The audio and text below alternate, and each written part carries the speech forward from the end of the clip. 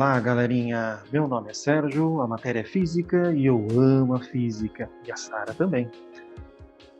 Nesse vídeo nós vamos falar sobre efeito fotoelétrico. É um assunto que cai no vestibular e é pouco explorado nos materiais de cursos preparatórios para isso. É um assunto muito interessante, é um dos poucos temas de física moderna que cai no vestibular. Obviamente que eles caem de forma bem superficial, bem tranquila, e as perguntas desse tema, quando caem, usam os conceitos básicos de física moderna. Então não é para você se preocupar muito com o aprofundamento teórico para essa temática, nem com uma matemática muito avançada. Na verdade, é uma matemática bem rudimentar, com equações bem simples. O complicado são realmente os fenômenos, e o que mais é comum realmente é que os alunos nunca viram isso quando cai uma questão dessa no vestibular e eles não têm a mínima noção do que fazer. Não é o seu caso, você vai saber entender muito bem o fenômeno e vai saber o que fazer no exercício na hora da prova, tá bom? Vamos para o vídeo então? Muito bem, a primeira coisa que nós temos que saber fazer é entender o que é o efeito fotoelétrico. Que fenômeno é esse que deu a abertura, que abriu as portas da física moderna, da física quântica, né? Temos que entender esse efeito de uma maneira muito simples. Fotoelétrico, eletricidade a partir da luz. No final do século XIX e início do século XX, foi observado que em algumas placas de metal emitiam elétrons quando uma certa luz incidia sobre esse metal. O problema é que nenhuma teoria da física clássica, nem a teoria da luz, nem a teoria eletromagnética, explicava de forma adequada esse fenômeno. Porque o que se entendia era uma coisa bem simples. Luz é uma onda, é energia está batendo no metal, então energia está arrancando elétrons. Sim, mas o fenômeno não era só isso. O problema é que não era qualquer luz que arrancava elétrons, apenas luz acima de uma certa frequência. E isso não fazia sentido para os físicos da época, para a física conhecida na época. Por quê? Porque toda e qualquer luz de todas as frequências possui energia. Mesmo aquelas cores de mais alta frequência, como as cores de mais baixa frequência, todas elas têm energia. Então, por que acima de uma certa frequência acontecia o efeito fotoelétrico e abaixo de uma certa frequência não ocorria o efeito fotoelétrico? Eles identificaram que havia uma frequência de corte acima da qual ocorria efeito fotoelétrico sempre, imediatamente, abaixo da qual não ocorria efeito fotoelétrico nunca. Por mais que se ligassem várias lâmpadas de baixa frequência, aumentando muito a intensidade e deixando elas ligadas por muito tempo, abaixo de uma certa frequência, nunca ocorria o efeito fotoelétrico. Por mais fortes e intensas que fossem as lâmpadas, ou mesmo por muito tempo que elas ficassem ligadas, aquele efeito não era observado. Porém, acima de uma certa frequência, mesmo que uma lâmpada muito fraca, pouco intensa, o efeito começava imediatamente. Era isso que não fazia eles entenderem esse fenômeno, porque se é apenas uma absorção de energia luminosa para que o elétron seja arrancado do átomo e seja liberado, por que lâmpadas, cores de baixa frequência, não conseguiam fazer isso, apenas cores acima de uma certa frequência? Esse era o grande ponto de interrogação dos físicos da época. E a ideia simples dos físicos para estudarmos o efeito fotoelétrico é como a gente vê nessa imagem, em que a luz chega no metal, o metal é feito de átomos, cada átomo tem a sua eletrosfera, então a gente vai se preocupar apenas com o último elétron, o mais afastado do núcleo, que é o mais fácil de arrancar. Então a gente entende que a luz, que é uma onda eletromagnética, como era compreendida no século XIX, na física clássica, a energia dessa onda era capturada pelo elétron e ele consegue saltar do metal e fica livre. É chamado elétron livre para migrar pelo metal. Muito bem. A grande dúvida é por que isso não acontecia com luz de frequências mais baixas. Eles testaram isso com vários metais, testaram isso com várias cores diferentes, e o que se percebeu é que, dependendo do metal, a partir de uma certa frequência, chamada frequência de corte, ocorria o efeito fotoelétrico. Abaixo dessa frequência, não ocorria jamais o efeito fotoelétrico. Trocando-se o metal, colocando um outro tipo de metal para fazer a experiência, a frequência de corte era alterada. Então, para cada metal, havia uma frequência de corte diferente. Então, isso era uma compreensão importante. Bom, vários físicos se debruçaram sobre o problema sem solução. Tinha vários físicos também trabalhando em assuntos paralelos, fazendo descobertas novas e interessantes. E o primeiro físico que conseguiu reunir essas ideias que tinha na época a respeito da luz, da onda eletromagnética, e conseguiu pegar essas teorias e juntar para explicar o efeito fotoelétrico foi o nosso querido Albert Einstein. Para você entender a explicação que o Albert Einstein deu para o efeito fotoelétrico, e com essa explicação ele ganhou o seu prêmio Nobel, muitos anos depois, é necessário que você entenda primeiro 3 conteúdos teóricos que já eram conhecidos na época de Einstein e alguns até bem antes dele. O primeiro conteúdo teórico para a gente poder entender a explicação de Einstein é um conceito chamado função-trabalho. O que seria a função-trabalho? Veja na imagem, nós temos átomos diferentes com eletrosferas diferentes. Há átomos em que o elétron está mais próximo do núcleo. Há átomos em que o elétron tem eletrosferas maiores, o último elétron está mais afastado do núcleo, portanto, mais fácil de ser arrancado. Damos o nome de função-trabalho para a energia necessária para arrancar esse elétron. Claramente, átomos de tamanhos de eletrosferas diferentes vão possuir função-trabalho diferente. Na tabela dá para ver algumas funções trabalho, como por exemplo do sódio 2,28 elétron-volts. Essa unidade elétron-volt, depois eu vou falar mais a respeito, é uma unidade muito comum na física de partículas, não é sistema internacional. A unidade de energia para o sistema internacional é o Joule, mas para facilitar os cálculos, criamos essa unidade chamada elétron-volt para os números ficarem mais fáceis de serem escritos e as contas mais simples. Se nós trocarmos o metal e pegarmos, por exemplo, o cobalto, em que a eletrosfera tem tamanho diferente do metal sódio, então a função trabalho assume um valor diferente, 3,90 elétron-volts. Se nós pegarmos o alumínio, que tem outra eletrosfera, a função trabalho passa a ser 4,08 elétron-volts. Então, função trabalho é a energia necessária para arrancar elétron. Átomos diferentes, ou seja, metais diferentes, possuem funções trabalhos diferentes. Lembra daquela história da frequência de corte ser diferente para diferentes metais? Deve, de alguma forma, estar ligada à função trabalho. Veremos isso no decorrer da nossa aula. A segunda coisa que nós temos que entender para compreender a explicação do Einstein a respeito do efeito fotoelétrico é a equação de Planck. Planck estava estudando onda eletromagnética e ele percebeu que cada frequência luminosa possuía uma energia muito bem definida. Então a energia de uma onda estava intimamente ligada com a sua frequência.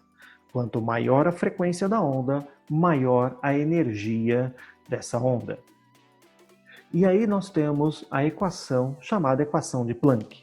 A energia do fóton é igual a uma constante, que recebeu o nome dele, constante de Planck, multiplicado pela frequência. Essa equação é muito importante não só para as questões de efeito fotoelétrico, mas também para as questões de ondulatória. É importante que você saiba que uma onda eletromagnética possui energia e essa energia é dada por essa equação. Quanto maior a frequência dessa onda, maior a energia. Ela ficou conhecida como energia do fóton. Muito bem. A energia é dada em Joule ou em elétron-volt, dependendo do conjunto de unidades que você estiver usando. Sistema internacional é Joule. O H é a constante de Planck, que é dada em Joule vezes segundo. Dizemos Joule segundo. ou elétron-volt segundo, dependendo do conjunto de unidades que nós estamos trabalhando. E o F é a frequência dessa luz dada em Hertz. Muito bem. A constante de Planck, ela está muito bem determinada por esses valores que estão apresentados e você não necessita saber de cor esses valores para os vestibulares. Eles serão fornecidos para você. Vamos fazer agora um comentário de como que nós transformamos da unidade elétron-volt para a unidade Joule.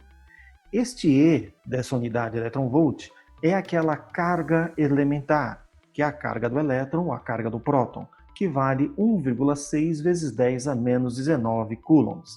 Então é muito simples passar de elétron-volt para Joule. É só multiplicar pelo valor da carga elementar 1,6 vezes 10 a menos 19. Então, de elétron-volt para Joule, multiplicamos por esse valor, de Joule para elétron-volt, dividimos por esse valor. A terceira coisa que nós temos que entender para compreendermos a explicação do Einstein a respeito do efeito fotoelétrico é o espectro eletromagnético. Você conhece a luz visível, que vai do vermelho até o violeta, mas é importante que você tenha uma noção um pouco mais ampla, desde as ondas eletromagnéticas de mais baixa frequência até as ondas eletromagnéticas de mais alta frequência. Vai acompanhando comigo conforme essa escala vertical, que é para facilitar a sua memorização. Em ordem crescente de frequência, é isso que é importante para o vestibular. Você tem que lembrar em ordem crescente de frequência. Já te explico o porquê já já. Ondas eletromagnéticas de mais baixa frequência são as ondas de rádio e TV. São ondas de grande comprimento, tá? E por isso baixa frequência. Quando aumentamos a frequência, subimos para a próxima faixa de ondas eletromagnéticas, que é a faixa do micro-ondas. As ondas vão ficando de comprimento menor, por isso de frequência maior. Subindo um pouco mais a frequência, chegamos na faixa do infravermelho. Logo acima da faixa do infravermelho, chegamos finalmente na faixa em que nossos olhos são capazes de captar, que é a faixa que chamamos de visível. A faixa visível se subdivide nas 7 cores do arco-íris. Temos que saber todas de cor, na ordem crescente de frequência, seguindo com vermelho, alaranjado, amarelo, verde, azul, anil e violeta. Logo acima do violeta, nós temos o ultravioleta. Acima do violeta, nós temos o raio-x. Acima do raio-x, os raios gama. E acima dos raios gama, os raios cósmicos. É importante que você saiba a sequência crescente desse espectro eletromagnético. É importante que você decore isso para os vestibulares, pois ao decorar na ordem crescente de frequência, automaticamente também você já está decorando na ordem crescente de energia. Então já vi em questões de provas militares, por exemplo, a questão perguntar se a energia da cor verde é maior que do fóton vermelho. Fica claro por esse slide que sim, quanto maior a frequência, maior a energia. E o fóton verde tem uma frequência maior que o fóton vermelho, portanto, maior energia. São perguntas muito simples que você sabendo essa sequência crescente em ordem de frequência, você acerta a questão com muita facilidade. Muito bem. Agora que nós temos essas 3 ferramentas, dá para nós entendermos a explicação do Einstein para o efeito fotoelétrico. Sabemos a função trabalho, a energia do fóton e também sabemos o espectro de frequências das ondas eletromagnéticas. Muito bem. Qual é a proposta de Einstein? A explicação dele é o seguinte: ao invés de nós pensarmos na luz como onda eletromagnética que possui energia de forma contínua, e se aquela análise do Planck para a energia do fóton significasse que a luz não fosse uma onda eletromagnética, que a luz fosse partículas de luz com energias definidas e limitadas. Deu-se um nome para esses pacotes de energia, para essas partículas de luz, de fótons. Então Einstein faz a seguinte proposta.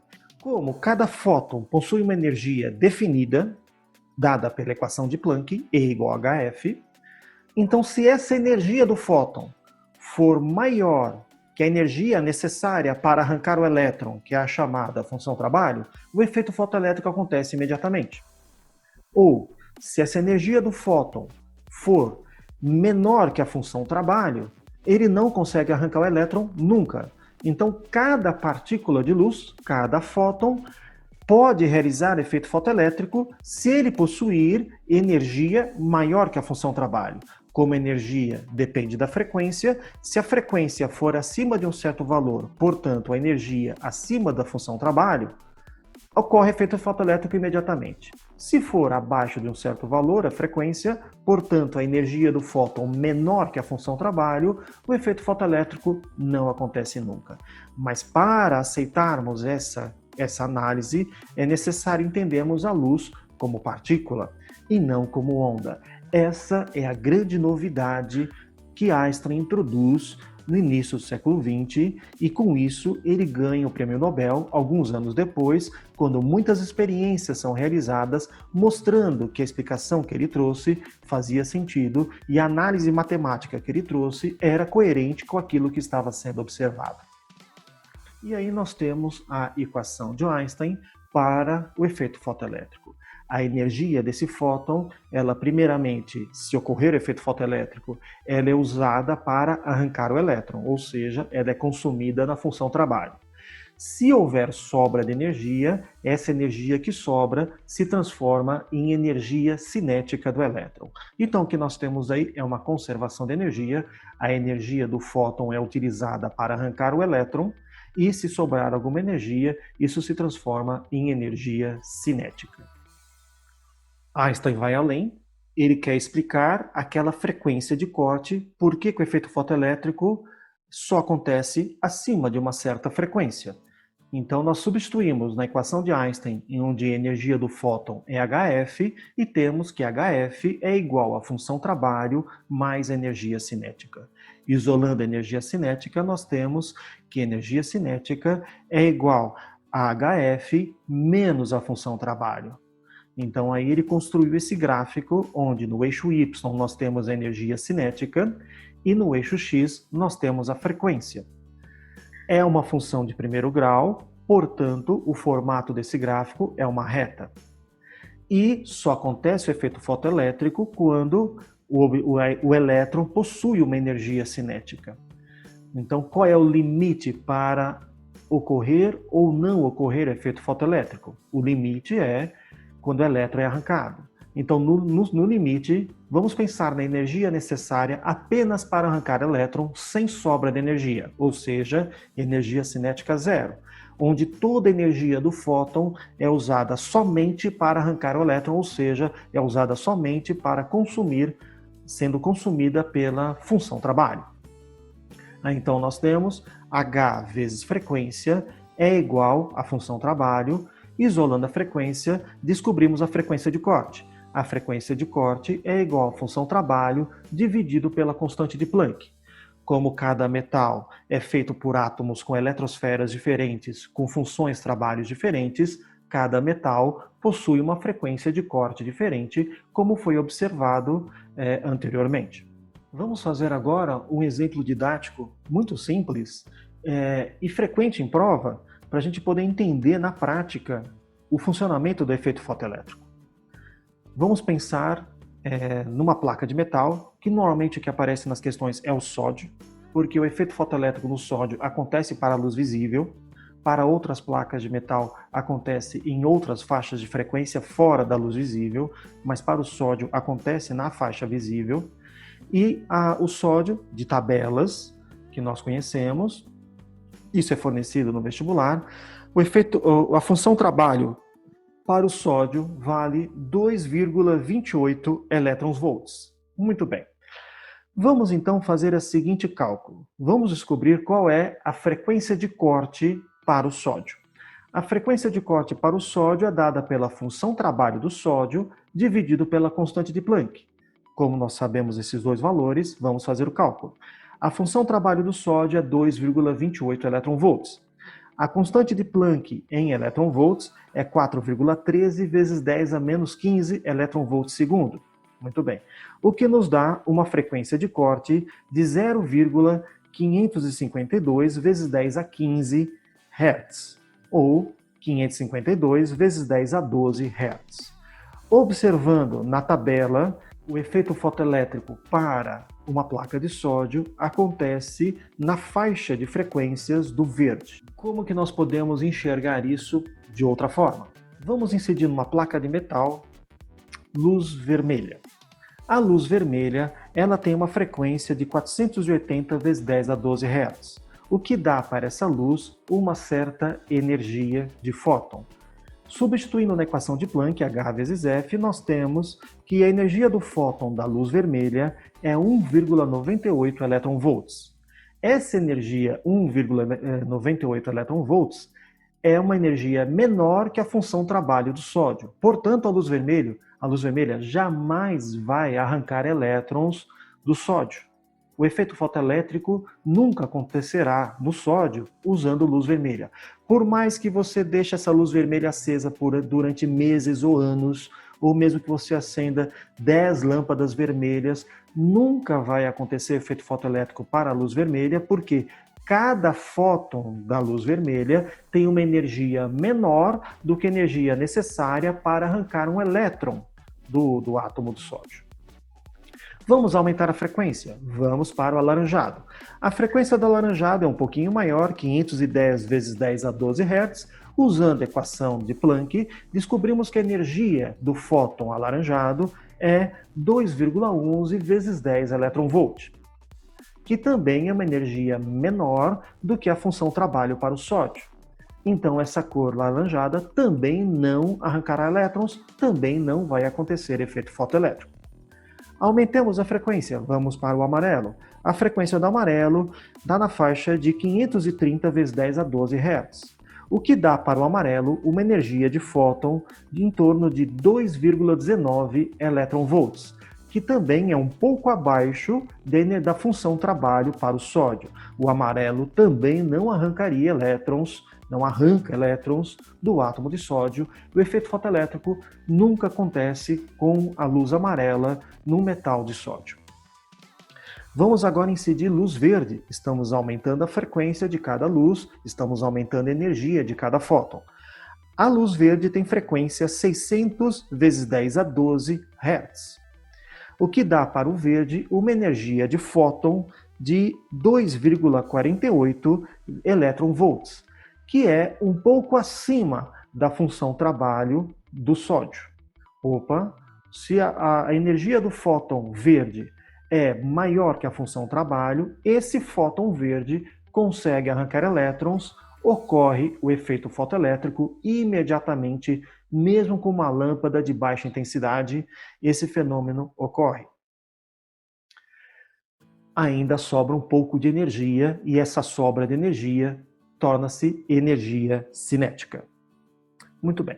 Acima do verde, as frequências para o azul, para o anil e para o violeta, todas elas são maiores que a frequência do verde, portanto, as energias dos fótons são maiores que as energias do fóton verde, então o efeito fotoelétrico acima do verde ocorre sempre e imediatamente que a lâmpada é acesa. Isso é o efeito fotoelétrico. Se o fóton tem energia maior que a função trabalho, o efeito ocorre imediatamente. Se o fóton tem energia menor que a função trabalho, o efeito não ocorrerá jamais. Agora nós vamos para uma outra parte desta aula, que são as dicas sergianas para efeito fotoelétrico, para você acertar as perguntas de vestibular de maneira rápida e direta.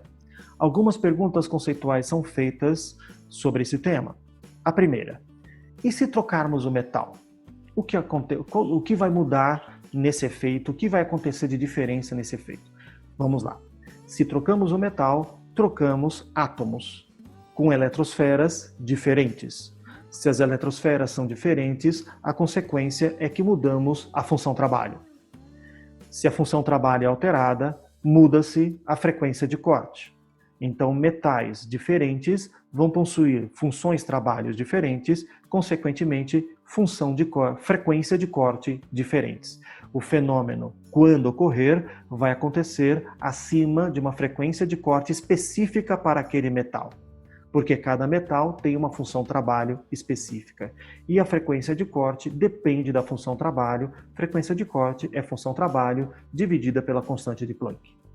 A segunda pergunta que é feita em vestibular de forma conceitual sobre efeito fotoelétrico é: o que acontece se nós aumentarmos a frequência da luz? Então, se você troca da luz verde para a luz azul, bom, ao aumentarmos a frequência, o elétron, quando ocorre efeito fotoelétrico, o elétron que é arrancado, ele além de ser arrancado, ele sai com uma sobra de energia maior. Se chega mais energia, porque a frequência foi aumentada, se chega mais energia, a sobra de energia é maior, ou seja, quando aumentamos a frequência da luz, quando o efeito fotoelétrico ocorre, a energia cinética é aumentada, porque a energia cinética é diretamente proporcional à frequência do fóton incidente.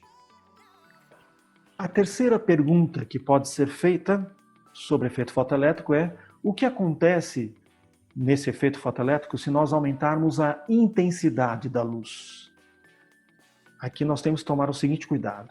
Como nós podemos aumentar a intensidade de uma luz? Há duas maneiras. Ligando, em primeira maneira, ligando mais lâmpadas. Então, você tinha uma lâmpada provocando o efeito fotoelétrico, agora você vai ligar duas lâmpadas. Então, você dobrou a intensidade luminosa. Qual vai ser o efeito disso? A segunda maneira de aumentarmos a intensidade luminosa é você aproximar a lâmpada do metal. Então, uma lâmpada mais próxima, também estamos aumentando a intensidade luminosa. E qual vai ser a consequência se aumentarmos a intensidade luminosa? Bem simples, vamos pensar naquela ideia de aumentar o número de lâmpadas, fica mais intuitivo. Se você aumenta o número de lâmpadas, está chegando no metal mais fótons. Se ocorrer efeito fotoelétrico, cada um desses fótons pode arrancar um elétron. Como nós temos mais fótons chegando, porque você tem maior intensidade luminosa, então você tem um maior número de fótons que pode arrancar elétrons, mais elétrons acabam sendo arrancados, então o que você tem é uma detecção de maior quantidade de elétrons em movimento, ou seja, maior corrente elétrica. Ao aumentarmos a intensidade da lâmpada, ou deixando ela mais próxima, ou aumentarmos o número de lâmpadas, o que é detectado é um aumento da corrente elétrica. Não aumenta a energia do elétron, aumenta a quantidade de elétrons em movimento. Então detecta-se o aumento da corrente elétrica. Muito bem. A última coisa que eu quero comentar a respeito do efeito fotoelétrico, que pode ser perguntado em vestibular, mas afinal de contas, a luz é onda ou é partícula? A resposta que você tem que saber, que você tem que compreender, é que dependendo do experimento que você faz, você observa o comportamento ondulatório da luz, como por exemplo a experiência de difração, que é ensinada nas aulas de ondulatória. Então, portanto, nesse experimento percebemos o comportamento ondulatório da luz, porém, no experimento do efeito fotoelétrico, percebemos que a luz tem comportamento corpuscular, comportamento de partícula. Mas então, a luz é onda ou é partícula? É as duas coisas ao mesmo tempo. Daí a dualidade partícula-onda. A luz tanto é partícula como também é onda ao mesmo tempo. Porém, dependendo do experimento que nós vemos, observamos somente o comportamento ondulatório ou somente o comportamento corpuscular e nunca os dois comportamentos simultaneamente. Ou a luz se comporta como onda ou ela se comporta como partícula. E aí deu-se início à física quântica. Um comentário final que eu quero passar para vocês é que, alguns anos depois, divulgando-se o efeito fotoelétrico, um jovem físico chamado de Broglie, ele faz a proposta inversa. Se o Einstein mostrou que aquilo que a gente pensava que era onda também pode ser analisado como partícula, Então nós podemos inverter o nosso raciocínio. Aquilo que nós acreditamos ser partícula também pode ser analisado como onda. Então, aquilo que nós entendemos como o próton como sendo uma partícula pode ser entendido como uma onda. Da mesma maneira o nêutron, da mesma maneira o elétron. Então os átomos que nós entendemos como partículas podem ser compreendidas como ondas. E isso daí se mostrou correta, essa análise. Experimentos foram feitos no século XX e mostraram que a física quântica, apesar de fugir completamente à nossa intuição da nossa realidade, porque nós lidamos na realidade corpuscular da matéria, mas experimentos mostram que realmente aquilo que a gente entende como partícula pode ser também compreendido como onda. Daí a famosa dualidade partícula-onda, onde, dependendo do experimento que você faz, tudo toma um comportamento ondulatório ou um comportamento corpuscular. Então o átomo, do jeito que você imagina, como sendo aquele modelo bem antigo, né, do modelo sistema solar, com os núcleos, com próton e nêutron na região central e elétrons como se fossem planetinhas girando em volta do núcleo, é um modelo que a física moderna já não enxerga mais dessa maneira. Temos que enxergar cada um desses componentes como minúsculas ondinhas. E essas ondas, elas estão interagindo. Isso abre um campo enorme para umas viagens físicas muito interessantes, porque onda não tem fim. Então, a matéria, se for compreendida como onda, ela não é limitada da maneira como nós compreendemos. Ela vai além disso. E daí, muitas coisas interessantes, viajadas físicas legais, dá para a gente pensar a respeito disso. Vamos ver se eu faço um vídeo a respeito disso em breve, se vocês desejarem, manda para mim nos comentários aí para a gente dar uma viajada aí. Mas isso não cai no vestibular, então seria um vídeo que foge um pouquinho do objetivo desse nosso vídeo de hoje. Então, com o conhecimento da física quântica, ou seja, do universo do muito, muito pequeno, é que nós conseguimos construir transistores cada vez menores e a computação ela foi diminuindo de tamanho, os chips, e nós temos hoje tecnologias extremamente diminutas, né, que permitem aparelhos como os celulares, como os computadores, com capacidade de processamento gigantescas, muito maiores que os primeiros computadores que não usavam essa tecnologia. Computadores dos anos 60 do século passado eram maiores do que casas. E hoje em dia, na sua mão, você carrega um celular que tem uma capacidade de processamento muito maior do que aqueles primeiros computadores, e porque a gente conseguiu miniaturizar os transistores e deixar ele de tamanho muito pequeno. Então, física quântica não é uma viagem de físicos que não tem o que fazer. Física quântica é física moderna na prática. Nós usamos isso todos os dias. Se nós tirarmos o nosso conhecimento de física quântica, nós temos que tirar os computadores do nosso dia a dia, e aí você entende como a nossa vida ficaria muito diferente do que ela é hoje se você tirar esse conhecimento. Teríamos que tirar também celulares, tecnologia de internet e tudo mais. Então, física quântica não é uma coisa teórica na cabeça dos físicos que não tem nada que fazer e estão viajando coisas loucas. Não. É um entendimento da matéria, do átomo, do muito pequeno. E esse entendimento já trouxe benefícios para a nossa sociedade, que são as tecnologias modernas que nós usamos hoje em dia. Agora, na sequência, nós faremos exercícios. Escolhi 10 exercícios de vestibulares recentes, alguns de vestibulares comuns, outros de vestibulares militares, de provas militares, tá bom? Vou fazer outro vídeo para esse vídeo não ficar muito extenso. Se você gostou desse vídeo, inscreva-se no canal, divulgue esse canal, clique no sininho, aquelas coisas aí que vocês sabem de canal de YouTube, para poder divulgar, porque se esse vídeo não é divulgado, o algoritmo aí do YouTube não expande a divulgação dele, tem essas coisas aí, tá bom? Então, se você achou legal, veja os outros vídeos que nós temos aí, e acompanhe aí semanalmente. Eu vou tentar produzir um vídeo por semana. Acompanhe semanalmente os próximos vídeos e na sequência vai ser vídeos de exercícios de efeito fotoelétrico. Pretendo fazer 2 vídeos com 5 exercícios cada um deles. Tá bom? Até o próximo vídeo, galera. Aquele abraço.